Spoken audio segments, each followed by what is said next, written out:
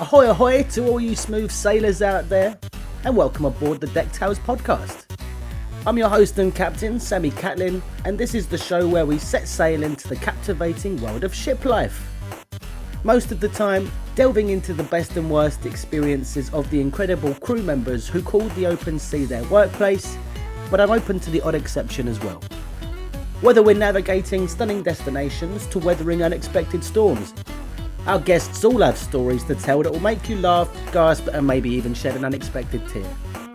So if you're a seasoned cruiser eagerly awaiting your next embarkation, or just curious as to what goes on at sea, DeckTales is your boarding pass to a world of nautical narratives. My guest today is Mr. Brad Stinson, a former cruise ship purser and guest services manager with a decade of experiences under his belt. Brad hosts the podcast My Ship Story, along with his former colleagues Scott and Eric. It's a great show that's been going since 2020, so if you're a fan of DeckTales, then you'd probably enjoy that as well. With that said, it's time to dive into Brad's story, so let's anchor up and have a little listen.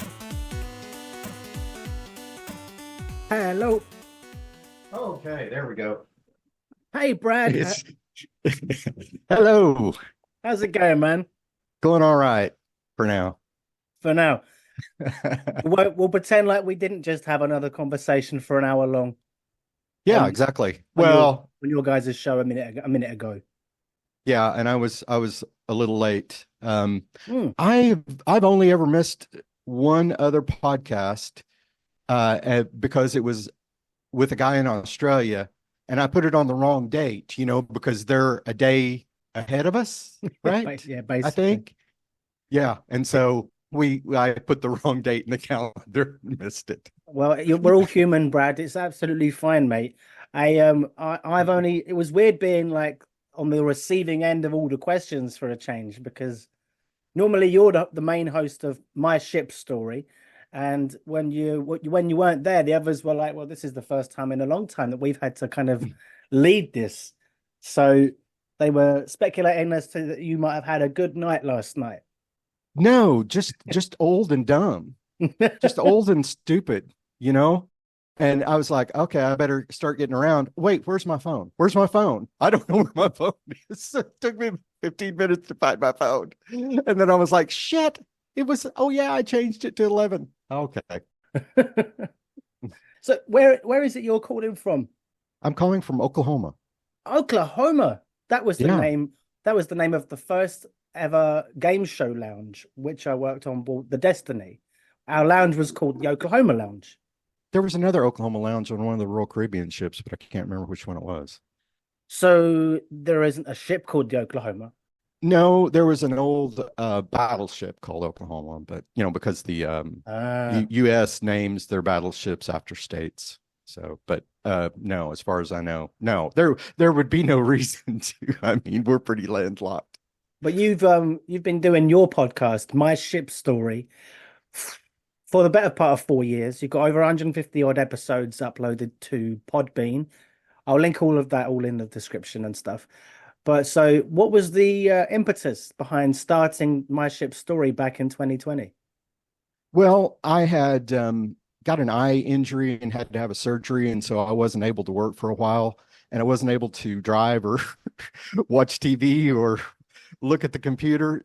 So I just got really, really into podcasts back in 2019, 2018, 2019, somewhere in there. And it just kept rolling through my head. Gosh, we should have a podcast that tells ship stories, because there's so many out there. And we had done a reunion cruise, me, Scott, and Eric, with a bunch of other people that we used to work with back in 2016. Who, just for the listeners, that's the co-hosts, Scott and Eric. Correct. Yeah. Scott Lancaster and Eric Alvarez, who I worked with Royal Caribbean back on the Majesty of the Seas. And I didn't really know Scott that well back then, because he was in an entertainment department and I was a purser. So we didn't really know each other, but we got to know each other on the reunion cruise. And when you get ship people, there's probably about 20, 25 of us. And when you get ship people back together, we all just immediately started telling stories about our days on ships and all the crazy stuff that happened to us. And so it just kept rolling around in my head while I was listening to podcasts. We should start a podcast. This would be great. So we kind of scrubbed around to see if anybody else was doing this. And there was only one other podcast at the time. It was Behind the Crew Door, I believe. Is that gone? It's gone. They've stopped. They stopped. Right around I started listening to it is when they stopped. And I didn't really get into it very much. Podcast? Yeah, I hate to be critical, but well, I guess I could say it just wasn't for me. Even though I like to hear ship stories, it just their format. I guess I had been thinking so much about how I wanted to do the podcast that it was different, and I'm like, we need to do this because there's ship stories out there that need to be told. Well, like I said to you on your show, that I just started doing it without even looking into it. And then when I'd done my first 2 episodes, after that, I was looking if there's anybody else out there. And then I saw lots that weren't anything similar, to what I was doing. But then out of all of them, yours was the closest thing to what I was trying to do. And I believe it was yourself who reached out to me over Instagram and said, hey, let's do a crossover. So here we are. Yeah, because they're so similar. Yeah, exactly. There's not much to differentiate. Only difference is there's one of me and there's 3 of you. Yeah. And, which is good. It's good and bad. It's good when with several hosts because we've got different perspectives and people that have had different experiences, and some of us can relate to the guests and some of us, not so much. But then the downside is we all try and get in there. Yeah. It's downside is when you're late to the meeting that you've scheduled, Brad. Yeah, exactly. Or when we just keep jumping in with our stories in the middle of guest stories. That's what aggravates me sometimes, is that it turns out we're putting too much of ourselves into it. But sometimes it's good, sometimes it's not so good.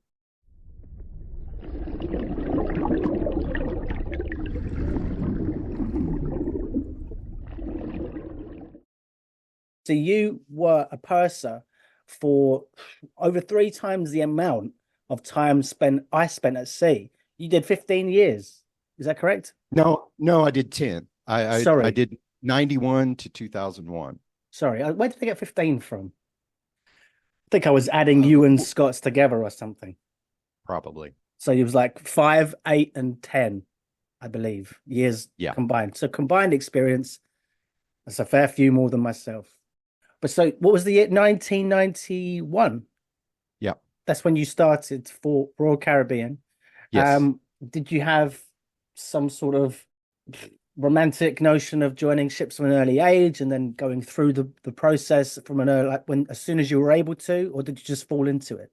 I kind of fell into it. I really had notions of working in a bank.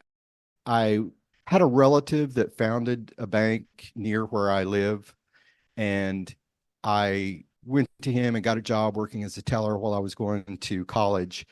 And then just as I graduated and got my degree, there was kind of a shakeup at the bank. The FDIC came in and did a little audit and kind of swept some people out. They did a realignment of the top brass. Mm-hmm. And so when I went to ask for a loan officer job, the new president said, no, we're not taking any chances, no more relatives, because that was part of the problem. There were so many, my great uncle was not the only founder. There was several, and they had all had their relatives in positions at the bank. And so when I went, they were like, nope, no more. We're not doing this. We're not taking any chances. You're out.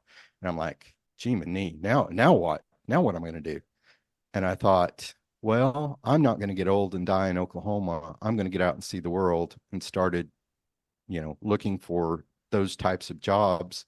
And I had taken a cruise once when I graduated from high school in 1985 on the Big Red Boat.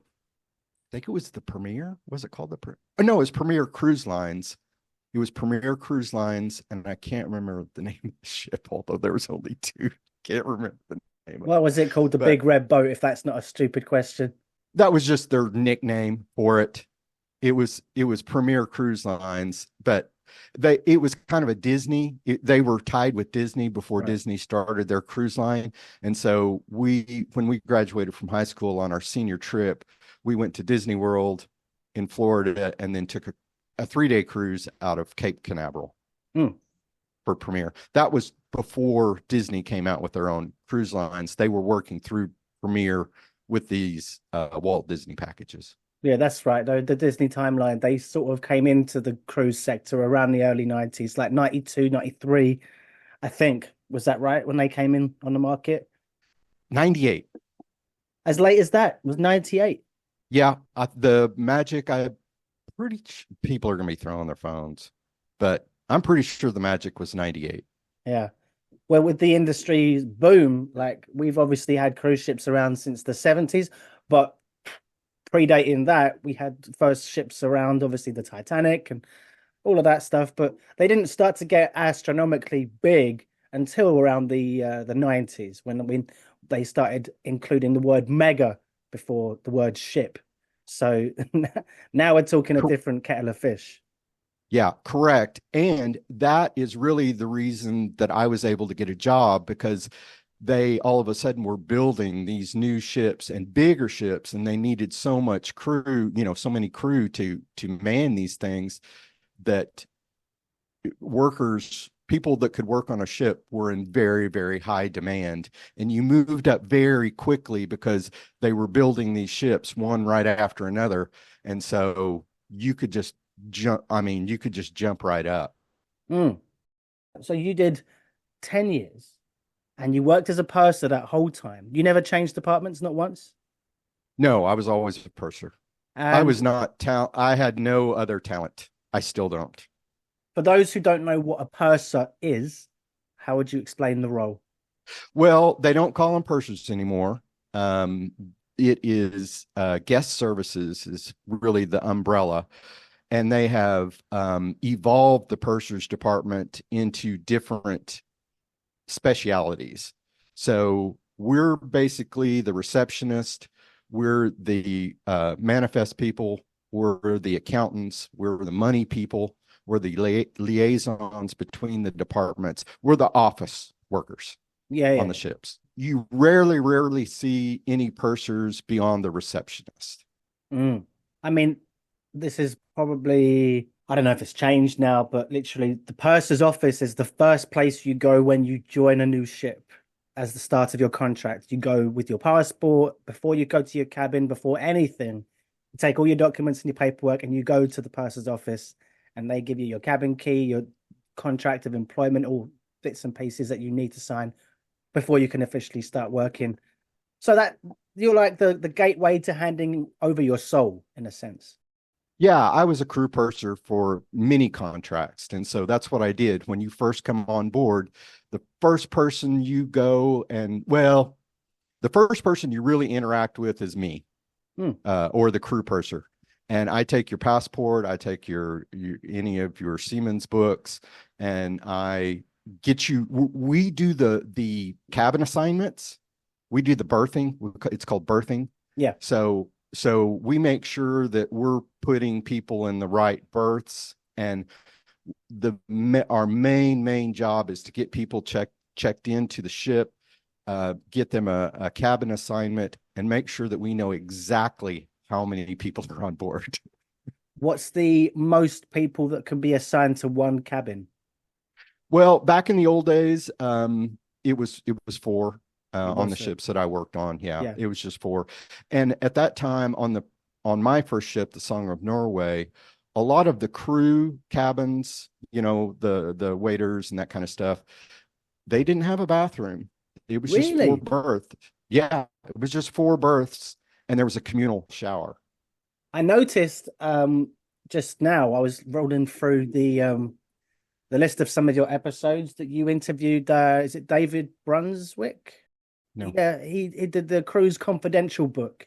Bruns, sorry, what did I say? Brunswick, yeah. David Bruns. Yeah, he did the Cruise Confidential, which is yeah, he was a great guest. He's an American who was a waiter, correct? Yes, yeah. Which is not something that you normally see. No, I only saw one other American waiter, and that was on my first ship on the Song of Norway. And he was a rock star. He made bank. He was a black guy, and he could entertain. He knew, I mean, he could do it all, and he was fantastic. Other than that, seeing an American in one of those roles was very unusual. They were often depicted like that in the Love Boat. I don't remember. I I mean, I didn't watch them all because it was such a long time ago, but when I started on ships, a lot of their older clientele, they would be like, "Oh, it's like the Love Boat." It's like their reference point for being on board a ship. Yeah. And why are all the waiters foreign? Yeah. So, Well, yeah, you're right. I know what you're talking about. I'm following you now because um I mean, even if you went on the Love Boat, the ship that the Love Boat was based on, there is no way there was going to be that many American staff. no. No way. Especially the captain. The Oh, captain was American as well, Captain Stubbings. yeah. I've never seen an American captain. I know that there is some now, but I've never seen one. Do you know, I was saying about it in the other chat, but occasionally I'll do the odd bit of film TV extra work. When the Love Boat was being made, the extras that were in the background of that were people that would pay to be the extras because that's how popular the show was. Wow. It was stupidly popular. It's like, they didn't know which celebrity was going to be on board one week to the next. So it was like a lucky dip of, I sort of want to see which celebrity we're going to be in contact with. I'm sure that was in the back of my mind. I'm sure the Love Boat was in the back of my mind when I was kind of searching, kind of feeling out about I want to do I don't want to stay here in Oklahoma and do a boring job. I'm young. All my plans are in shambles, and I'm going to get out and do this. And so I just started applying to cruise ships. And this was back in the day. And I'm sure this is the same story because we hear this all the time on our podcast.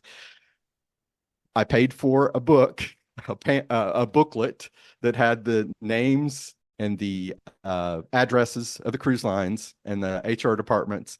And you wrote a letter and you sent your resume snail mail in and just waited around you didn't have a mobile phone. This was, you sat around by the phone in your house and waited for a phone call or waited for a letter or something like that. And I got a call from someone that was in Fort Lauderdale, Florida, and she was the recruiter it was a cruise line school where you could go and take some classes, and they would also assist you in getting on ships. So I quit my job at the bank and I flew down to Florida and actually drove down there once. But the first time I flew down there, and I said on my first podcast it was 2 weeks. It turns out I was wrong. It was 3 weeks. Finished up with that. Didn't get a job right away. Stayed a couple of weeks later, and finally had to come back home, and had kind of given up. It had been a couple of months at home, and I'd given up. And I get a call one day from Royal Caribbean, and they're like, "Hey, we got your resume, and we like what we're seeing." They asked me some questions. They asked me, the guy from HR said, and they probably can't do that these days, but he said, "Hey, in this position, we're going to hire you. There's a lot of gay people. Are you going to be okay with that? Because Really? there's going to be gay people." Yeah, and I think it's because I'm from Oklahoma. Which is like a notoriously straight state. Yeah. We're super backwards. Okay, I didn't actually know that. I thought Yeah, maybe. Well, really backwards, and especially back in the 90s, So it's like the opposite of San Francisco. exact opposite. The exact opposite. Yes. And of course I said, I don't care. I don't care what people do. I don't care if there's going to be gay people. And the guy said, "Okay, we're gonna send you a plane ticket. We need you in Miami." And this was like, I can't remember. I've thrown out dates, but honestly, I can't remember. It was not It was a very short amount of time. It was like a Monday, and they're like, we need you in Miami on Friday, and you're going to be in San Juan joining the Song of Norway on Sunday. And they're like, are you good to go? And I'm like, I am good to go. So Do you have any questions? And I'm like, one question. Where is San Juan? are you going to tell us? Because I don't know where that is. Puerto Rico, San Juan, Puerto Rico. Oh, of course. I Yeah. mean, so you've gone there without an expectation, but you've been waiting around for how many weeks? And you were about to give up. It'd been a couple of months. Yeah. Imagine if you were a raging homophobe and they asked you that question. You're like, hell no. I get it. I've been waiting this long to tell you guys to get away, you know. It's amazing to me that they would even ask you that question. Yeah. My first roommate was gay. Didn't even know. Didn't even know. Yeah.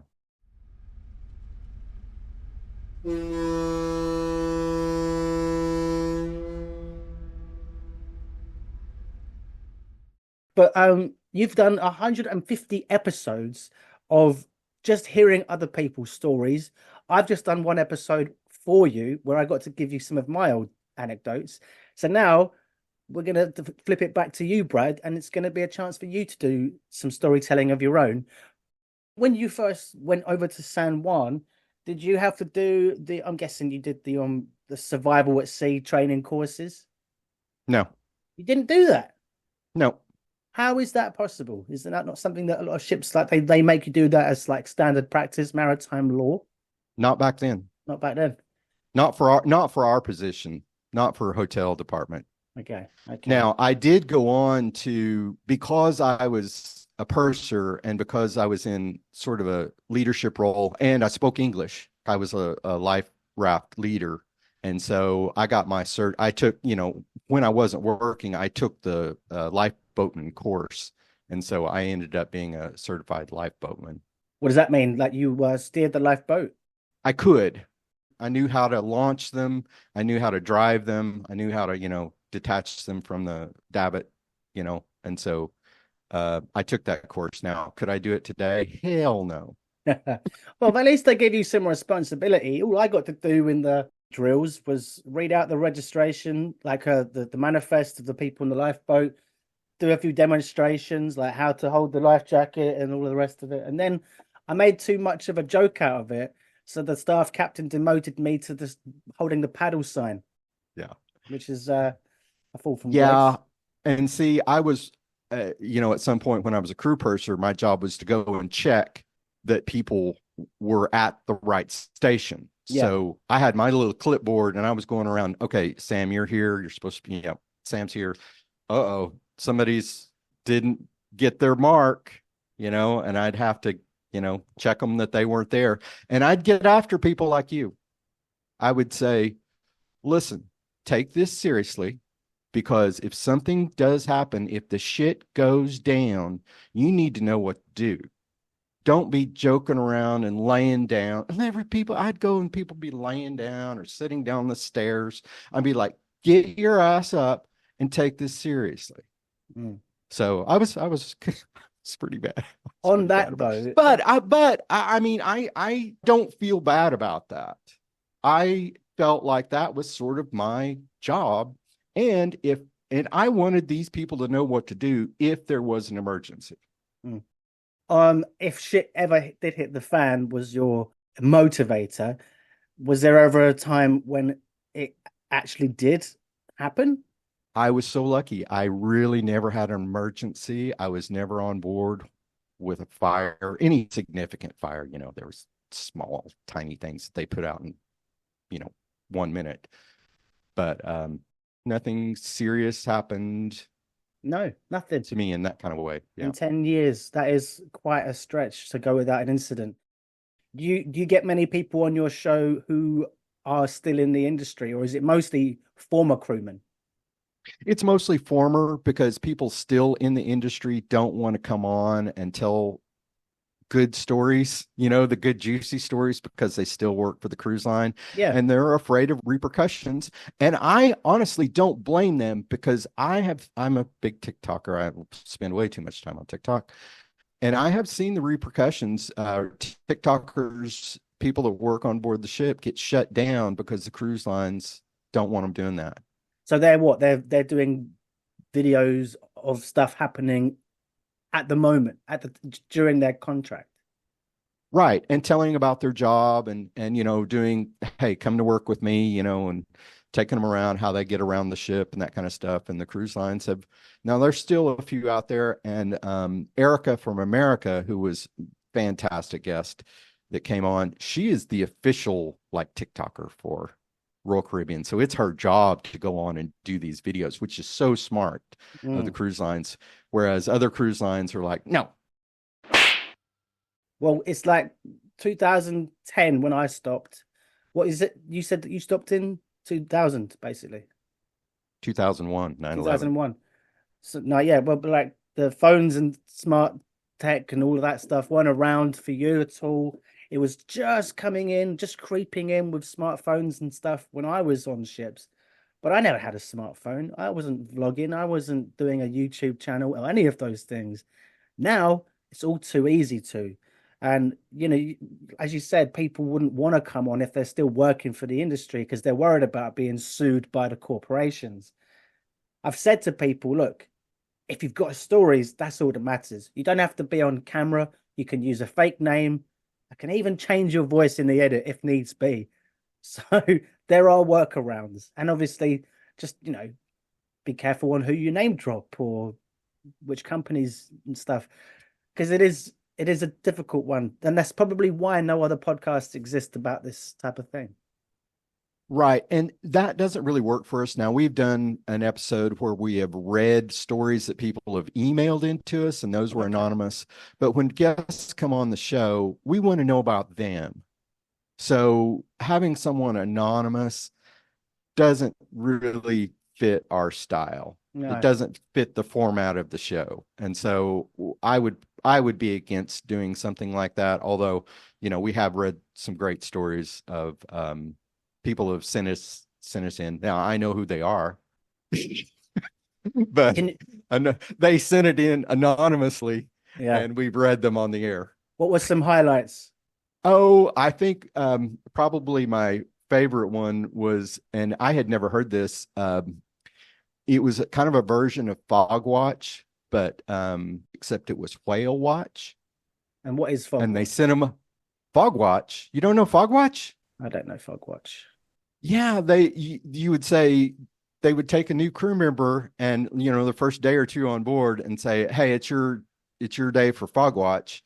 And they have to get their life jacket and all this stuff. And they make them go out on the deck and report, every so often, hey, if there's fog or anything like that. And so a version of it was Whale Watch, where they went up and they had to look down into the water and make sure that the ship wasn't going to hit any whales. And they had to listen for any clicks or grunts or whines, It was a good story. It's the gullibility of youth. Right. And playing on that. Yeah. There's lots of tricks we play, and sometimes we're kind of cruel on that kind of thing. Yeah. But and pursers especially, because we're devious, and generally pursers are the type of personalities that play the long game. They play the long con, and really, and of course we're paperwork people.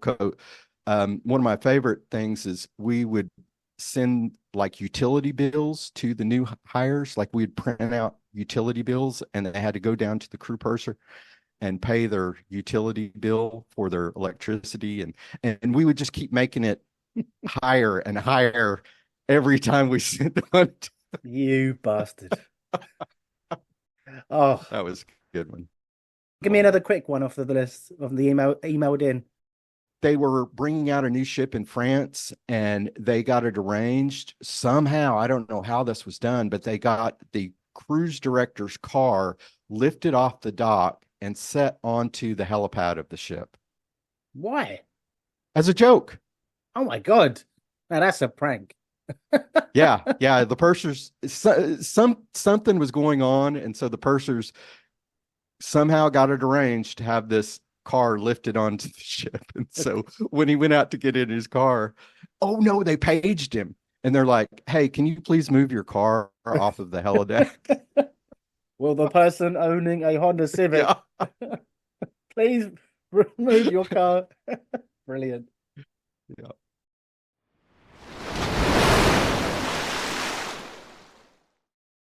I'm going to tell you about something that I think is going to surprise you.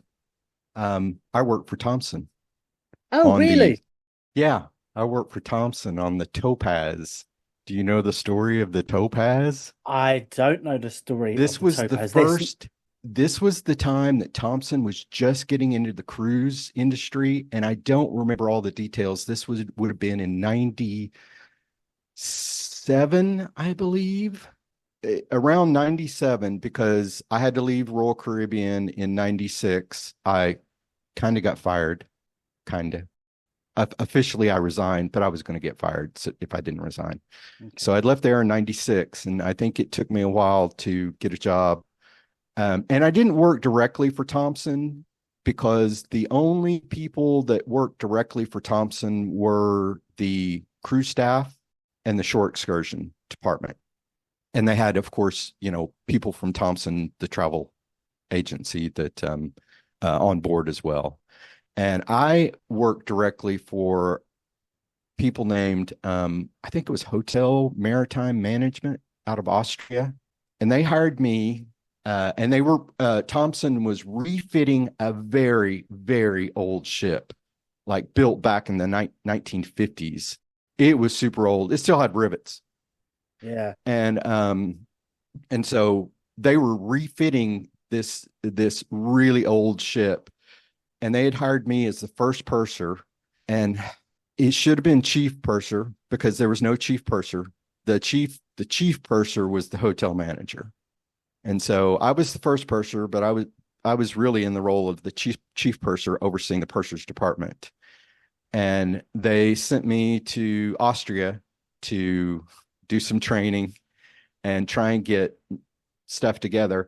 And let me tell you this, the hardest part of a purser's job is going someplace for the first time, because we have to clear the ship. So when the ship comes into the port, the pursers meet the port agents and the officials, the immigration and the custom, and we all go to a meeting room and we give the paperwork to the immigration and customs, and they check and make sure everything is okay. Everybody's got the right visa and all this stuff. That's why we used to take people's passports, because sometimes we would have to go to passports, or the officials would look at nationalities and say, we want to see these passports. And so that's why we took them from people, so we could clear the ship, because if we don't clear the ship, you ain't getting off. The ship has got to be cleared. So anyway, the hardest part is going into someplace for the first time. Once you get into a routine, you know what to do, and you have all these manifests, and you know exactly what they're going to ask for. When you roll in for the first time, you don't know what they're going to ask you for. And they'll come up with some kind of form that they want filled out that you had no idea that they wanted. And so you're scrambling around calling the engineer and the staff captain, what's our keel, what's our beam, how many tons of fuel do we have, And so you're just scrambling around trying to do this. So that's what I was doing, is trying to get this paperwork together, because we were bringing the ship out of Greece. It was in wet dock at this time in Greece, and we were going to the United States, supposedly. Or so it seemed. That was the plan. Yeah. But we get on this ship and it is a disaster. I mean, it is not ready. And I was one of the first, officers on board, and my cabin wasn't ready. I would just go around. I would just find empty passenger cabins, sleep in empty passenger cabins. I slept on the deck one time, because when I finally got into my cabin, the next day there was like 6 inches of water in my cabin. And of course, I'm trying to get people to come and fix this, but they're trying to get the ship ready. And it took them a week to come and fix this. And it turned out that they forgot to attach the drain to my sink and my shower that were in that cabin. And so it was just all going right into my cabin. Anyway, it was a disaster. Wow. And we finally was the time when we were going to bring passengers on board. And I'm like, this ship is not ready. And there was lots of illness going around. Something was in the ducts that was causing people to get really sick, chest congestion and sore throats and that kind of stuff. And the water was awful. The water tasted like a swimming pool. So you go get coffee in the morning, it was just like coffee out of the swimming pool. No. It was so bad. It was so bad. And so we finally get passengers on board. And the first day, one of the receptionists comes and gets me, and they're like, Brad, we've got a serious problem. You need to deal with this guest. And I come out. And of course, all the guests were English. They're all British. And come out and they're like, we do not have a cabin. And I'm like, yes, you do. Here's your cabin. And they're like, no. What I mean is, we know where the cabin is. There's just not one there. I'm like, what? So I'm like, okay, let me go down. And so there's the cabin door. It's got the number on it. I open it up. There is absolutely nothing in there. It is bare steel in this cabin. I guess not bare steel, but bare walls. I mean, wires coming out of the wall, no bed, no nut, completely empty. And so we're scrambling around trying to find cabins. The ship starts sailing. And of course, immediately cabins start flooding because pipes start breaking. Yeah. Yeah. And so I go to the hotel manager and I'm like, I don't have any more cabins. There's no more cabins. And these people have a flooded cabin. And he's like, contractors, kick those contractors out of those cabins. And so I was here in the middle of the night knocking on contractors who were still working on the ship. And I'll never forget this Greek guy. And I'm waking him up in the middle of the night. And I'm like, I'm so sorry, but you've got to move out of this cabin, move down to one of these crew cabins because we've got to put passengers in here. And I remember him telling me, he's like, I can't believe you're doing this. We're holding this ship together with our teeth. He was furious. Well, you would be. And he was right. They were barely holding on to that ship. I can't remember how many days because I was just in a state. I mean, not sleeping, anxiety levels to the roof. I remember stopping somewhere, calling my parents and crying on the phone. I was that distraught. This was a long time ago, but the anxiety still lingers. I can tell it had a long-term effect on you. We made it to Malta and Thompson canceled the cruise. Yeah. They're like, get everyone off the ship. And so some were glad to go because they're like, they didn't have cabins and it was a disaster and, everything was not working right. But then some wanted to stay. They're like, yeah, we're not going. We're not leaving. So we're trying to get people off the ship into Malta. And the captain is constantly calling my office saying, Purser. And this was a Greek ship. Yeah. So it was Greek captain. But he is constantly calling my office, Purser, get these passengers off the ship. Get the ship cleared. We've got to leave. And I'm like, Captain, if you'll stop calling me every 5 minutes, maybe I can get some of this done. And I mean, we are scrambling. We don't know how many people are off. We don't know how many people are on. We're in disarray. We think we finally got everyone off. And we're working with a port agent trying to get clearance, trying to get our paperwork, because we've got to have a paper saying we've left this port to present to the next port to say, here's where we're coming from, and we were cleared. And if we don't have that paper, we can't get into the next port. And so we're trying to get this done. And the captain's like, I'm leaving. I'm pulling the gangway. And I'm like, we do not have the ship cleared. And he's like, get the port agent off, get everyone off. I am leaving. And so we basically just made up a clearance paper, hoping that they wouldn't look at it our next port. And I think because they're like, all passengers off, but we're still going to Fort Lauderdale. We're going to take the ship to Fort Lauderdale. So I think we stopped at in the Azores or maybe Madeira or something, and had our fake paperwork ready to go. And by the way, this was not the first time we'd fake paperwork, but we got our fake paperwork cleared. I mean, I'm sure we were all just soaked in sweat, but we got cleared and we got to Fort Lauderdale, and I went to the hotel manager and I said, I'm out of here. I cannot take this. And he said, Brad, do me a favor. He said, they're going to fire you anyway because of all the stuff that you've done and all your complaints.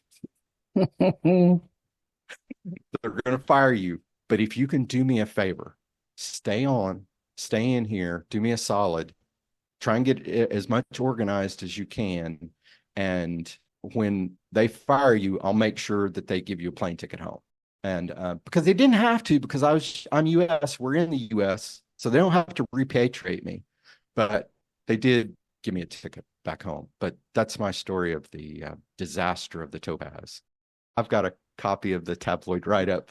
You know what? Something about passenger line nightmare. You know what? I think because the Thompson Destiny was my first ship, and that was one of their biggest cruise ships.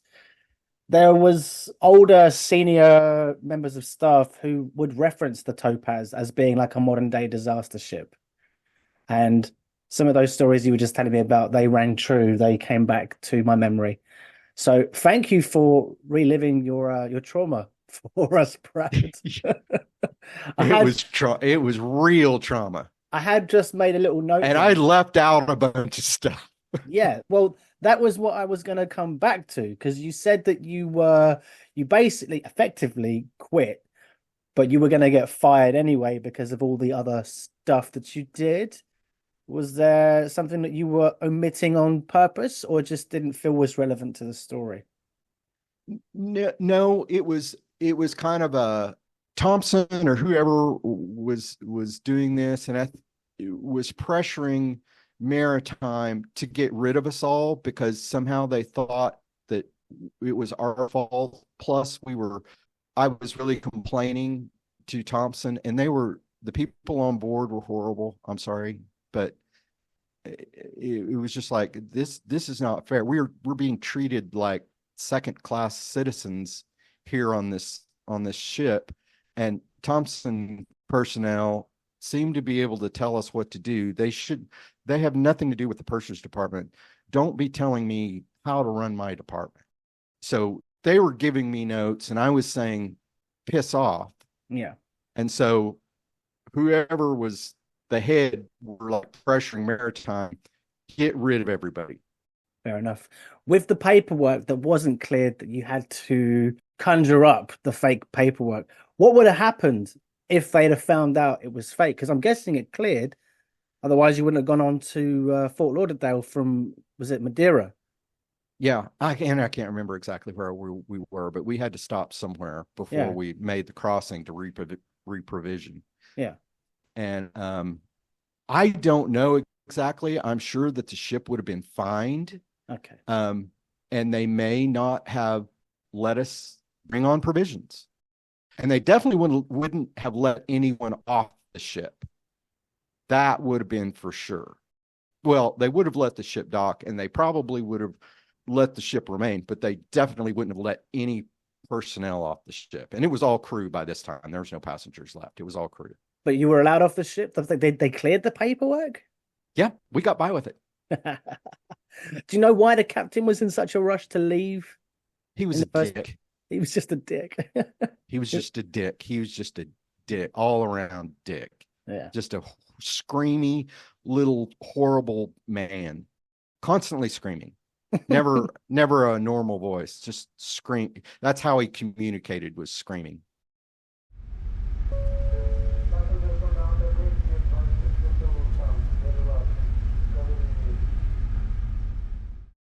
Was there a scariest moment during your time on board the ships? You said there was no emergencies, but was there a scariest moment where, I don't know, you had Like a Yeah. confrontation with a passenger or a guest or a crew Well, member? well, not really scary. No, just, just not pleasant. But Mm. the scaredest I have ever been on a ship, fearing a little bit for my life, is we hit a rogue wave. And the way my cabin was set up, I had a single cabin and my bed faced the porthole. And so when this rogue wave hit, it hit from the other side. And so we listed and it woke me up and we just list. And my porthole, I was just above the water line. The porthole just filled up with water, just Ooh. like that. And I was like, shit. And so I was out of the bed, grabbing my life jacket, putting clothes on, and about that time the ship just rocked back over. Oh. Yeah, But no, that was the scariest. It only lasted a few seconds, thank God. But that was life. and nothing happened other than just, everything broke.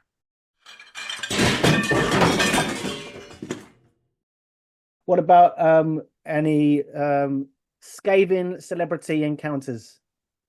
Got into a shouting match with Mary Wilson of the Supremes You got into a over her. shouting match with Mary Wilson of the Supremes. Yeah, yeah, over her bill for her people. What I her entourage? Yeah, her entourage. Yeah. And of course, celebrities don't pay for any, all that is comped. Mm. But of course, cashless system, you have to give your card. And she was under the impression that everyone had free drinks. And I was told only Mary Wilson has free drinks. And so when she went to check out, I was second supercharged then. And so I gave her the bill and she's like, no, I'm not paying for that. I'm like, yes, you are. You get your drinks free, but nobody else does.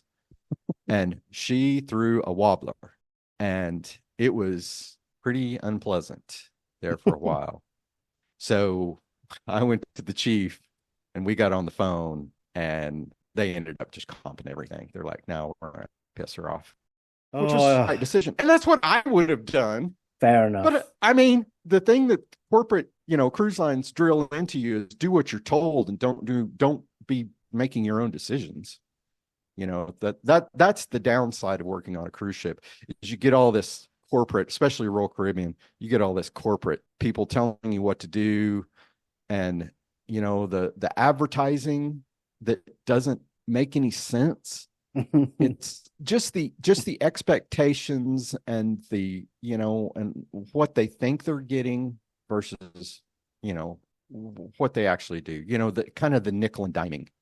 Yeah. We haven't touched on any of your excursions or any of your time ashore. Did you get to go on any awful trips that, like the Topaz, were just a complete shit show? Well, I'll just make this brief. It wasn't a big deal, but I volunteered to be an observer on a short excursion in Morocco. Mm. And this is sort of my first time doing it, maybe in my first or second time doing this. I didn't do this very often, but it was something that I, kind of wanted to see, and I don't remember. But the passengers, I had a group of passengers that thought that it was assigned seating on the bus. Like when you get on the bus, that's going to be your seat. Mm. And then the other half was like, hey, first come, first serve. When we get back to, when we get off and then get back on the bus, we can sit wherever we want. That's right. Yeah, usually. And I mean, I had these two factions just in an uproar, and they're wanting me to tell them what to do. And these are adults. They're adults. I was sitting here. This is my seat. Like, oh God. And I'm like, I'm not in charge. I am not with this shore excursion. Yes, I do work for the cruise lines, but I am here as an observer to report to the shore excursion how this tour company is doing with their tour. Are they doing a good tour? That's what I'm here for. And I don't remember how it got resolved. I think they just continued to fight the whole day. That's stupid, man. Like, you get assigned seating on aircrafts, the occasional train, but not on a coach or a bus. Not really. Yeah. And even And if you do, you don't really stick to it. and I didn't do any more passenger stuff, but occasionally the crew or the like taking care of the crew, kind of the committee that takes care of that organizes stuff for crew parties and Okay. organized crew excursions and that kind of stuff. And Yeah. so I went on a couple of those and got to go to Jerusalem Oh, wow. and oh, it's great. We got this group together. It's probably 15, 20 of us and all crew from all over. And our guide said, okay, who's the highest ranking here? And everybody turns around and points at me.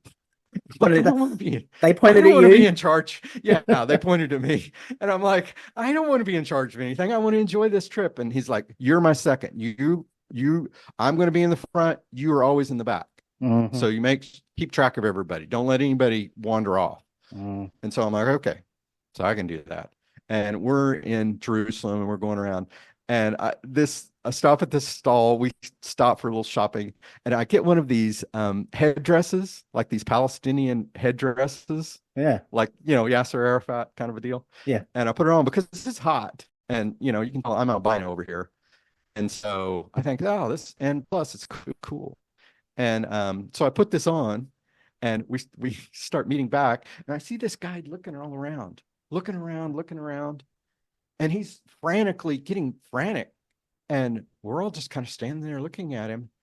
And finally he comes back and he says, hey guys, we have lost we've lost the guy that's supposed to be pulling up the rear. I'm like, no, Mm.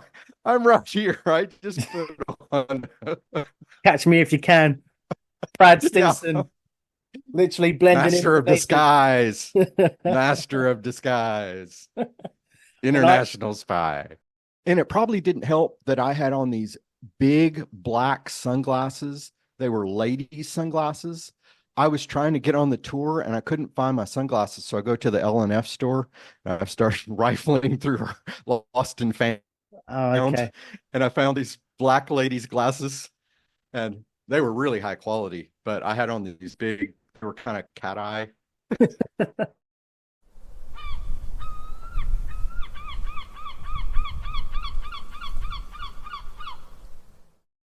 Were there any significant deaths that you were aware of during your time at Yeah, sea? we did a podcast about this with Eric and our chief purser that was on there at the time. Okay. They found a lady floating in the water at Coco Cay, Where's and that? it's the Royal Caribbean's private island. Oh, okay. Yeah, yeah. It's a big deal now. It's really developed now, but back then it was pretty much just a beach. And evidently, this lady was snorkeling in the water and had a heart attack and died. And they found her floating, but of course, all she had on was her snorkel gear and the bathing Okay. suit. Mm, But anyway, so they brought this, they knew it was from our ship because we were the only ship in Coco Cay. Coco Cay is a private island, so there's nobody there. mm. And so they're like, we're going to bring this lady on the ship. So they brought her back on the ship, put her down in the medical center, and then they called the purser's department and they're like, we need to know who this lady is. You guys go down there and look at her and then start going through the passports and see if you can identify who she is. So we all go down to the medical facility, and there she is, all splayed out on the table. And they're like, guys, get a good look at her so that we can go through the passports and see if we can identify her. And the nurse was a character. She's like, let's see what color her eyes are. And she goes over and just opens her eyes up. She had blue eyes, by the way. Blue eyes. And yeah. And we're like, she doesn't look American. It's somehow, some way we're like, she looks Scandinavian. And we're like, we're going through non-US first. And so we start going through non-US. And about that time, a lady comes down to the desk and she says, my roommate, who I don't know very well, didn't come back to the cabin, and the ship is sailing at this time.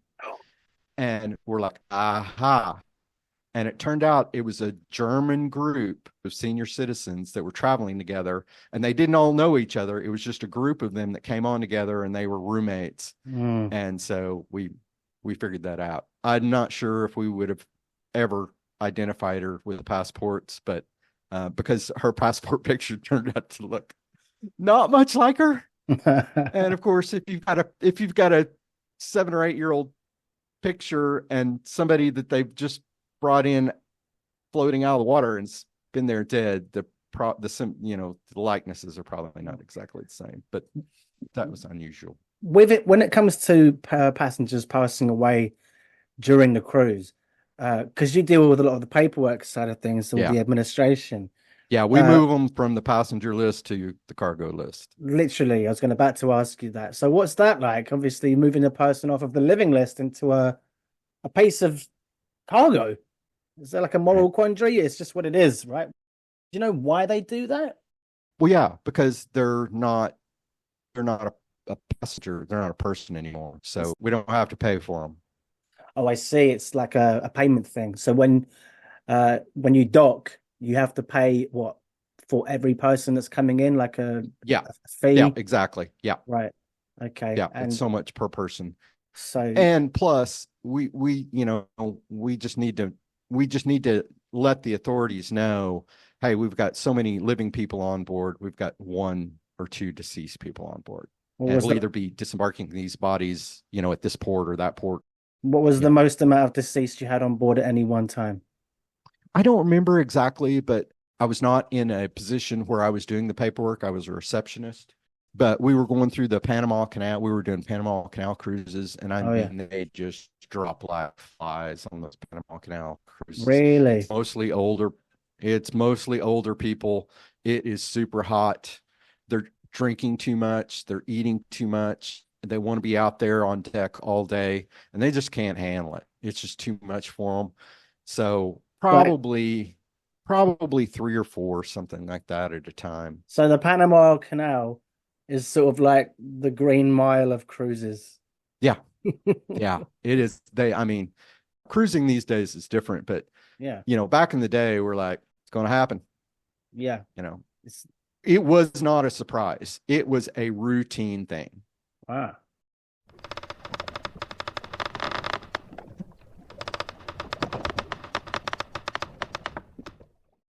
Right, into the last section.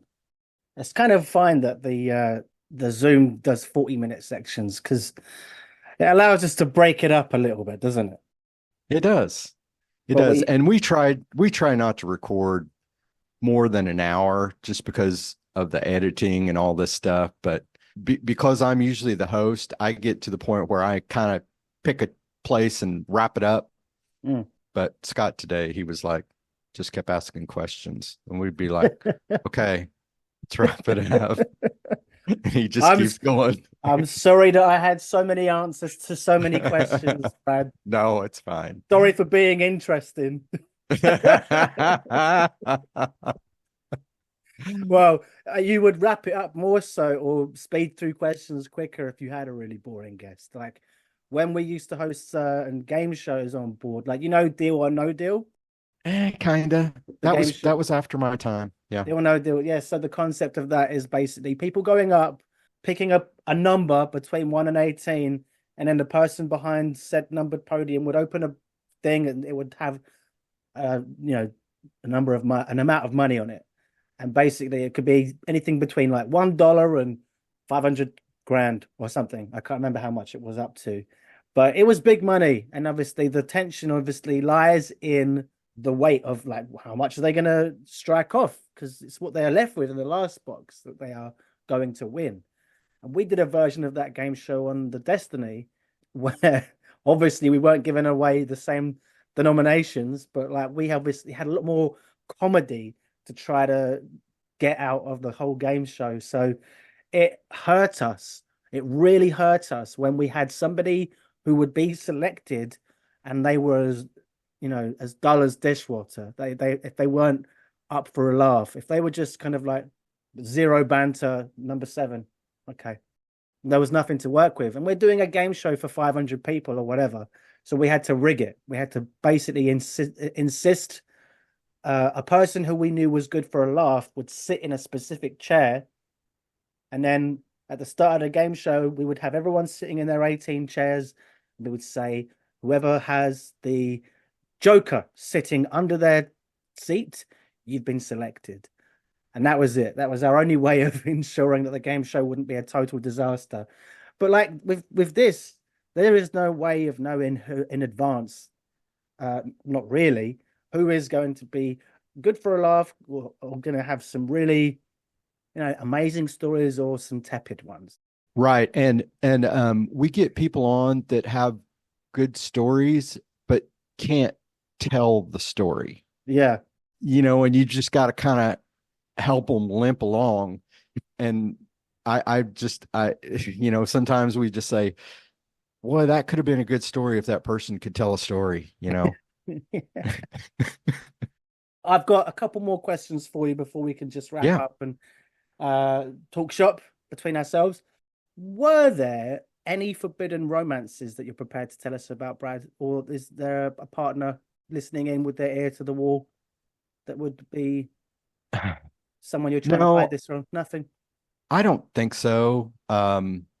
No, my wife knows about the few girlfriends that I've had on ships, and there weren't that many. Man, I wish I could tell these stories like Scott about sleeping with all these passengers and all these things, but I had a couple of serious onboard romances with other crew members, but none of them really worked out, Are any of you guys married to your cruise ship sweethearts?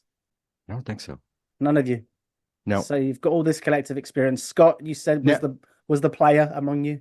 Yeah. These guys, they used to have competitions about how many countries they could sleep with. They called it around the world. And they would have competitions about how many passengers they could sleep with on a cruise. And they would bet on it. But anyway, that's not my story. That is not my story at all. I mean, you just told it. If I was to hear it from Scott or Eric, I'm sure there wouldn't be much more that they would like to divulge other than that, because, well. Oh, don't get Scott started on his. No, okay. He loves to give you the nitty gritty, but not me. I had a girlfriend from Chile and had a girlfriend from Tahiti. Ooh la la. Tahiti, French Polynesian. Yeah, I did a couple of contracts in French Polynesia.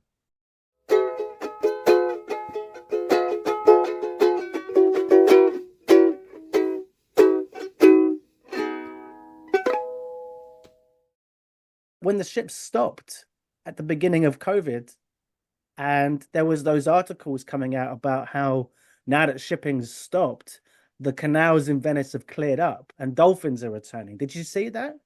I saw something like that, yeah, and I saw that Venice was has stopped these big cruise ships. They're like, no, too many people at once. How did you feel about that when you read that? I loved it. No, the article obviously saying about they're stopping the ships coming in. Yeah, I think it's great. Oh, okay. I love it. I mean, I'm old school. I'm a fan of the small ships. I love those size ships. There weren't too many passengers. There weren't too many crew. How big was the Topaz, out of interest? I think it was about 12 or 14. Okay, 100. Yeah, 12 or 1,400 passengers. Something like that. So you're old school. You like the more intimate ships. Yeah. Whereas these big ones, the gargantuans, what's the Oasis? No, the what's it called? Icon. Icon is 7,000, something like that. Something like that, yeah. Which Crazy. is too many people. Way too many people. But this is what I thought, and I've made a few comments on TikTok, because you see these TikToks, and these people that have absolutely no idea what they're talking about are making these comments about this and that, and the cruise lines and cruise ships that do that. And I'm like, this happens all the time. As these cruise lines start bringing out bigger and bigger ships, everybody says, and especially, crew members are like, that's too many. it's impossible. So when I went from like the Song of Norway size ships, Song of Norway, Sun Viking, Viking Serenade, those ships, and then I got assigned to the Majesty, I'm like, 2,500 passengers, impossible. Was that the biggest one you did? Or did you Yeah. go higher? No, that was the biggest I did. I went backwards. After I left Royal Caribbean, I went to work for Renaissance. Hmm. And I brought out the R ships, the new R ships, the R1, the R2, the R3. I mean, it's interesting. Obviously, every individual's experience of working on ships is always going to be wildly different. No two people are ever chained at the hip. They have to go to this ship and that ship together. If you started your career at sea on the world's biggest ship with all of the facilities and everything that you could possibly wish for, with 7,000 flipping guests on board, and then your next ship was like a little dinker with 500 guests, and like it was so small that it could get into all these different little ports way easier than a gargantuan behemoth. You're like, well, which is better? The one with everything I could ever want, or the one where you've got nothing, but you get to go to places properly? I know which one I'm voting for. Yeah, I'm going to the one where I don't have to stand in line for 3 days to get to something or to get an elevator or it seemed we went on the Independence of the Seas, and I think that's like 3,500 or something like that. As a And guest. yeah, as a guest, always in line for something, just constantly in queue. And then the other thing is children just everywhere going crazy. And see, when I worked for Renaissance, no one under 18 was allowed. And I tell you what, it was so nice. It was so great. Yeah. Yeah. Yeah. But what about stupid questions? Oh, well, do you want me to I mean, the stupidest question I ever got was the thing about we're passing this pole in the Oh, no, water. yeah. Well, you just told me that one. So for the benefit of trying to persuade people to go over to your channel, Brad told me the stupidest question he got, or observational comment, I guess it was really. Yeah. That's over on the My Ship Story podcast, which is linked in the description. But great. So we've done that one. Was there any environmental practices that have been broken and that you've witnessed over the years? No, none that I've witnessed. I Nothing mean, like back in the day, back before, Save the Waves, before several that. cruise lines got in trouble. But that's just the way they did it. Nobody thought of it. Once you're out past that certain limit, whatever that limit is, you just throw stuff overboard. Yeah, that is something that is definitely being looked into a little bit more nowadays by the I IMO. I think that is very well controlled now, because when Save the Waves started, they brought in these environmental officers, or had the safety officer would have assignments to go and check around and make sure that people weren't doing this, or there were procedures put into place where hey, we're going to stop this sort of thing. So I don't think there's a lot of cruise lines out there that are still violating that. And if they are, they're not very good ones. Yeah. Was there any other stories that you wanted to share with us before we sign off, Brad? Was there anything else you thought of? I think I've pretty well got them out of my system now. Until next time, right? We'll do a part 2 when you can bring up all the really, really bad stuff. Yeah, I mean, I kind of need to have my memory triggered, because these things are so far in the past. Yeah. And I mean, I told the guys from the very beginning, before we even brought a guest on, I'm like, look, this is 30 years ago, more than 30 years ago. Nobody's going to remember exactly right. It's impossible for us to remember exactly right. Yeah. We're going to conflate stories and all this kind of stuff. So I kind of have to have my memory triggered, but it is triggered all the time listening to our guest, listening to your podcast. And I commented on that, how many similar things. Anxiety Yeah. dreams. Oh, anxiety dreams. Yes, yes. See, I could never go back to one of these. I could never go back to working on ships, especially a big old gigantic ship, because I have these dreams all the time that I have to go back to a ship and I just wander around. I don't know what to do. I don't know what my job is. I don't know where my office is. I don't know where anything is. I just am just on this ship lost. 30 years on. Yeah. It's amazing. It's never about the ship sinking. It's never about the ship getting on fire. Just what's your purpose on board at this moment in time? Yeah. Yeah, that I know I'm supposed to do there and do a job and cannot do it for whatever reason. As I was saying to Scott, because he does a lot of the editing, doing the short clips as well and putting those on your socials, people interact with that a little bit.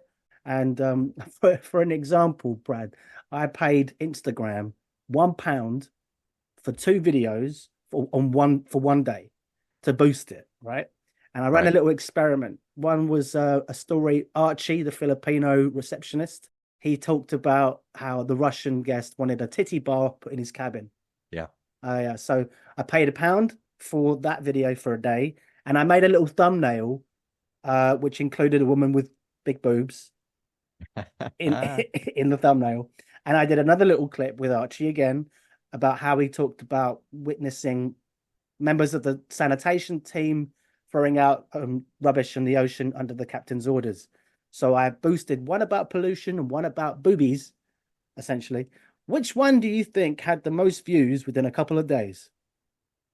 I'm going with boobs every time. You're correct. You're absolutely correct. That's the way of the world. So I've now, when I send out my speculative questions, kind of to prime the guest on the upcoming show, like you being asked if you're okay with gays on board, I've asked the girls if they're okay with wearing a low cut top. Really? No, that's a joke, Brad. Obviously. Just trying to work the algorithms, baby. Yeah.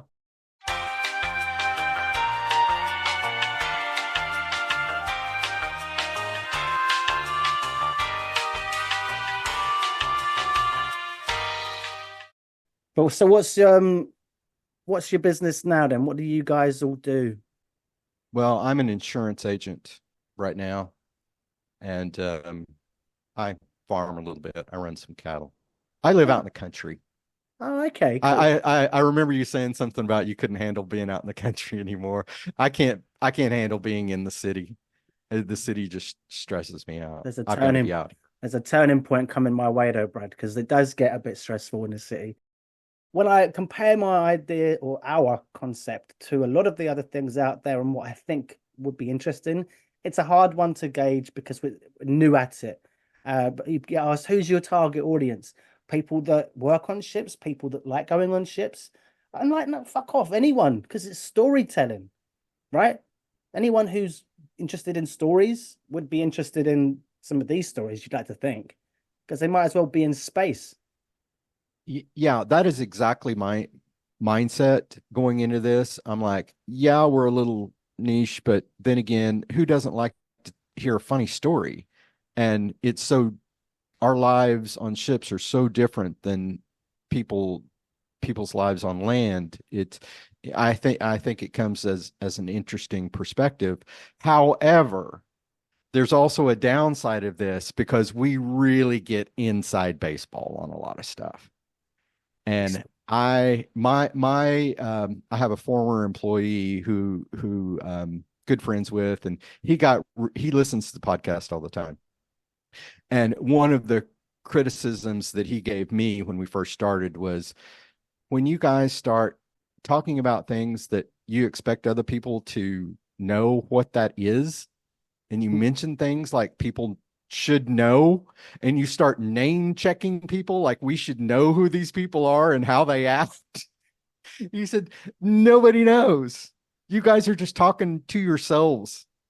And so I try and weave around that, but we inevitably come back to doing just those things. It's an easy listen, right? Yeah. And the only thing I can say is, we are, of course, we have the podcast, My Ship Story. We're on Instagram, we're on Twitter or X or whatever it is. And of course, we're on Facebook. So if you want to follow those, and I have my personal Instagram, which I need to get back to working on, but it's called Out Fay Way, because that's where I live. Out Fay Way. Out Fay Way. That's the closest town I live to, and that's my my mail is my mailing zip code is under Fay, Fay, Oklahoma. Okay. All right. So sometimes we say Out Fay Way, so that's just what I named it. But Brad, thank you so much for jumping on a call with me and letting me hear your side of the story. It's been lovely. Thanks for having me. I'm glad to have made it to this one. Well, thanks again, and good luck with the podcast, mate. Thank you. Good luck to you as well. Thank you very much indeed. Take care.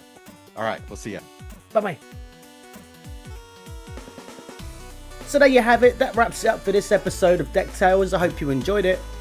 If you've been entertained by the tales of laughter, camaraderie, and the occasional stormy sea, then don't forget to subscribe, rate, and leave a review. Your feedback helps us to navigate the podcasting waters and continue bringing you these fascinating stories. Before I sign off, if you'd like to share your own stories for future episodes, then I'd love to hear from you. Simply get in touch over the socials, because after all, the best stories often come from our listeners. As we navigate through the waters of life, remember to enjoy the journey as much as the destination, as well as those you choose to share the adventure with. I've been your captain, Sammy Catlin. Until next time, fair winds, smooth sailing, and may your adventures be as unforgettable as those shared here on DeckTales. Bon voyage.